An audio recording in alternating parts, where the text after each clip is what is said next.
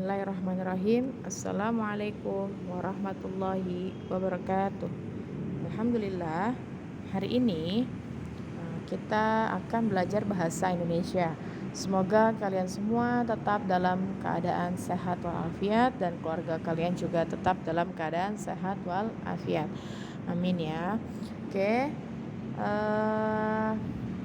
Yang akan Ibu bahas hari ini adalah latihan pekan lalu ya. Latihan pekan lalu akan Ibu bahas terlebih dahulu. Oke, soal pertama, ini ada soal cerita kan yang ditanyakan, ada bacaan di situ, pertanyaannya watak tokoh Marni. Ya, tentang cerita nih, wataknya. Watak itu bagaimana karakternya. Kita baca, alangkah pedih hati Salamah, Marni sebenarnya ingin meminta sesuatu kepadanya, tapi takut mengundang amarahnya.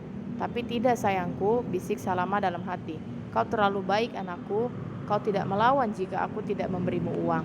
Kau tidak minta apa-apa karena kau tahu betul betapa ibumu ini melarat sekali. Kau tidak pernah merengek minta dibelikan mainan. Anakku, ini yang membuat aku begitu terenyuh kepadamu. Kau begitu tabah menghadapi hidup kita yang sengsara ini. Marni. Watak tokohnya seperti apa sih Marni ini? Jadi berarti dia adalah sabar dan tabah ya, itu. Sabar dan tabah.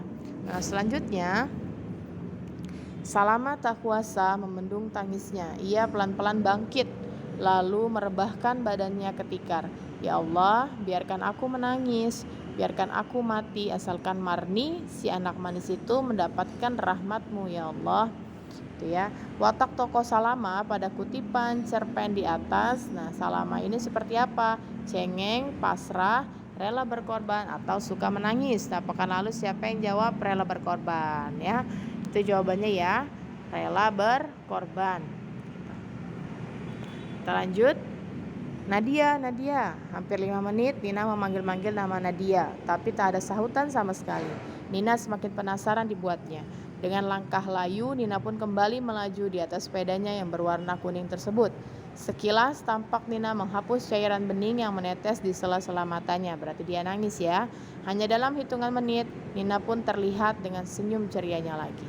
Berdasarkan kutipan cerpen di atas, Nina memiliki sifat mudah ceria ya, walaupun tadi sempat dia menangis, tapi dia segera tersenyum kembali. Kita lanjut. Dongeng yang di dalamnya terdapat tokoh binatang. Ingat ya, dongeng yang di dalamnya terdapat tokoh binatang itu disebutnya fabel sebutnya, boleh ya. Fabel ya, atau fabel bacanya. Kita lanjut. Cerita fiksi adalah cerita yang dibuat berdasarkan, ingat, cerita fiksi itu apakah nyata atau imajinasi? Tentunya adalah imajinasi ya. Imajinasi atau karangan penulisnya. Jadi cuma hayalan. Kita lanjut. Tokoh yang berperan penting dalam sebuah cerita. Nah, tokoh ya, membicarakan tokoh, ada tokoh utama, ada tokoh pendukung ya, tokoh figuran. Nah, berarti kalau yang berperan penting dalam sebuah cerita itu disebutnya tokoh utama ya, betul. Nah, tapi kalau tokoh antagonis itu maksudnya lebih kepada apakah dia berwatak baik atau berwatak buruk gitu ya, antagonis, protagonis, nanti kita lihat. Cerita Kancil dan Buaya termasuk. Nah, Kancil dan Buaya ini termasuk cerita apa? Fabel ya. Kan dia hewan. Gitu, fabel ya. Kita lanjut, cerita asal mula Telaga Warna merupakan cerita ini fiksi. Padahal ada legenda non fiksi dongeng, Bu. Iya, itu jenisnya, jenis-jenis cerita fiksi. Tapi itu salah satu contoh merupakan cerita fiksi, hayalan ya. Oke. Itu ada sebuah cerita lagi. Tokoh utama pada cerita tersebut, nah kita baca dulu. Alkisah ada 2 pengelana yang sedang melintasi gurun pasir. Kedua pengelana itu memiliki sifat yang berbeda. Lihatlah, setiap kali berhenti, Kohar tidak langsung membuka bekal makanannya. Ia menunggu sampai Abdullah menawarinya makan dan minum. Senyum terkembang di bibir Kohar karena mendapat makanan dan air gratis. Jadi, bekal air dan makanan Kohar masih utuh. Begitulah selama beberapa hari. Kohar makan dari bekal rekan seperjalanannya. Tokoh utama, ditanya tokoh utamanya siapa? Yaitu kedua pengelana. Kan ada di atas diceritakan Alkisah ada 2 pengelana. Berarti itu tokoh utamanya adalah kedua pengelana ya. Oke, kita lanjut. Kebiasaan tokoh belalang yang tergambar pada kutipan dongeng yang ini ya, yang ada di layar. Tokohnya kebiasaannya seperti apa nih belalang? Kita baca dulu. Hampir setiap malam mereka berkumpul bersama, berpesta, menari, dan bergembira. Mereka saling membuatkan masakan kecuali seekor belalang. Kecuali itu ya, seekor belalang yang selalu hidup menyendiri. Ia hanya memandang keramaian dari depan rumahnya. Tingkah belalang itu sangat aneh. Dia intinya tuh dia suka menyendiri. Berarti kebiasaannya gimana si tokoh belalang ini? Hidup menyendiri ya. Oke, kita lanjut. Siang hari, malam hari di tepi pantai itu merupakan contoh dari alur, setting, tema atau cerita. Itu adalah setting ya. Setting itu ada setting waktu. Nah, itu siang hari, setting waktu, atau latar itu sama aja. Setting sama latar sama ya. Setting sama latar sama. Nah, siang hari itu setting waktu, latar waktu. Malam hari latar waktu, pagi hari latar waktu. Tapi kalau tempat di tepi pantai, di sekolah, di jalan, itu namanya setting tempat, latar tempat maksudnya ya. Ingat ya, kalau ada kata waktu sama tempat itu termasuk setting atau latar. Kita lanjut. Ini ada sebuah cerita. Nah, temanya apa? Kita baca dulu. Anggit tidak kuasa menahan tangisnya ketika menuturkan kondisi keluarganya. Anggit sengaja keluar dari sekolah. Ia tidak memiliki biaya untuk sekolah. Jadi dia keluar karena tidak ada biaya ya. Terus dia nggak kuasa menahan tangisnya. Jadi dia ketika bercerita dia menangis. Ia harus membiayai dirinya dan sang ibu. Keinginan Anggit sebenarnya tidak berlebihan. Jadi si Anggit ini membiayai dirinya sendiri dan ibunya ya. Dia punya keinginan sebenarnya tidak berlebihan. Nah, pengamen cilik yang biasa mangkal di perempatan jalan itu hanya ingin sekolah. Siapa pengamen ciliknya? Si Anggit. Jadi kalau setiap ada cerita itu dipahami dulu ya. Dipahami, jangan asal baca aja. Oh, ini nama tokohnya si Anggit. Pengamen cilik ini yang dimaksud siapa? Balik ke belakang, si Anggit yang dimaksud. Anggit ini biasa mangkal di perempatan jalan. Apa keinginannya? Tadi kan disebutkan di cerita keinginan Anggit sebenarnya tidak berlebihan. Apa keinginannya? Hanya ingin sekolah ya. Tapi di cerita itu dia harus keluar karena tidak memiliki biaya. Nah, cerita di atas memiliki tema tentang apa? Keikhlasan seorang anak, kejujuran, kesedihan, ketulusan hati seorang anak. Kita lihat betul.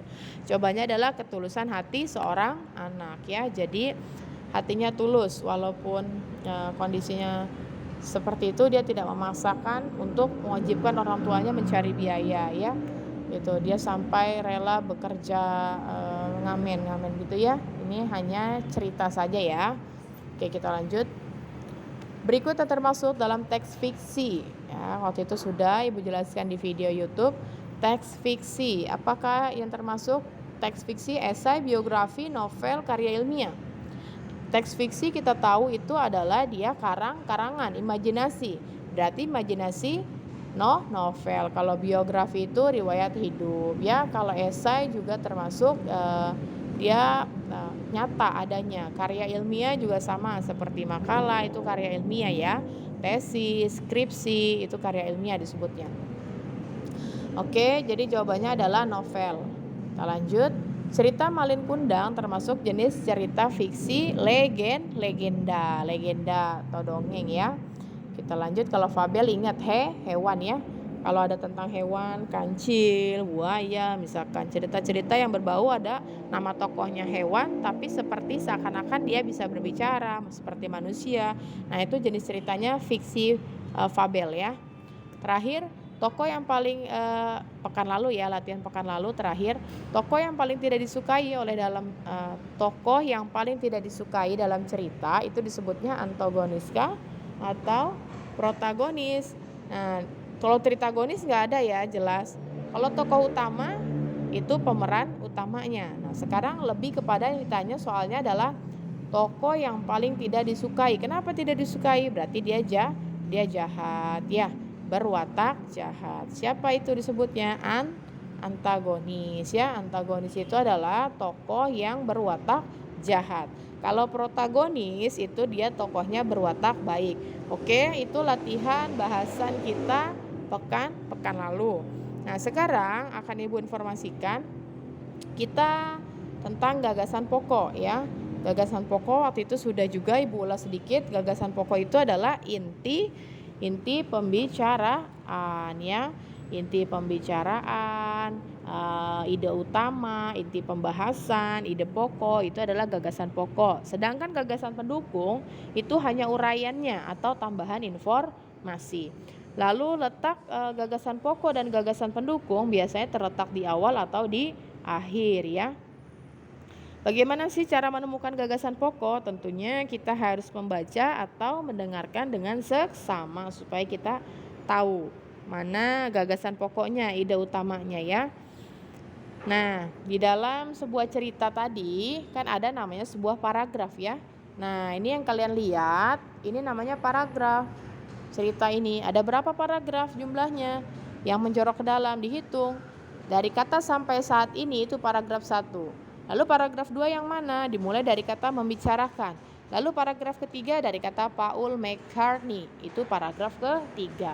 Jadi jumlah paragrafnya berapa dalam cerita ini? Yaitu 3 gitu ya. Nah, ini ada sebuah percakapan. Kata Tasya, "Hai Edo, kamu sedang apa?" "Aku sedang membaca buku tentang kesenian Reog Ponorogo." Langsung saja Ibu kepada pertanyaannya. Pertanyaannya misalkan kita bahas tentang gagasan pokok. Gagasan pokok pada cerita pada percakapan ini apa? Gagasan pokok kan tadi ide utamanya ya, yaitu tentang kesenian Reog Ponorogo. Kenapa? Selanjutnya si Tasya jadi menanya Reog Ponorogo, kesenian apa dan dari mana itu? Jadi banyak pertanyaan dari Tasya karena ingin tahu apa itu kesenian Reog Ponorogo. Gitu ya. Oke, selanjutnya kalian silakan kerjakan latihan di quizisnya. Tema hari ini latihannya kita mengulas yaitu dari mulai cerita fiksi ya, watak, lalu tadi setting tempat ya, setting waktu, lalu jenis-jenis cerita fiksi dan gagasan pokok, gagasan pendukung, paragraf, pokoknya yang Ibu jelasin tadi kita akan latihan ya. Oke, sekarang kita tutup dengan doa kafaratul majlis. Subhanaka Allahumma wa bihamdika asyhadu an la ilaha illa anta astaghfiruka wa atubu ilaik. Wassalamualaikum warahmatullahi wabarakatuh.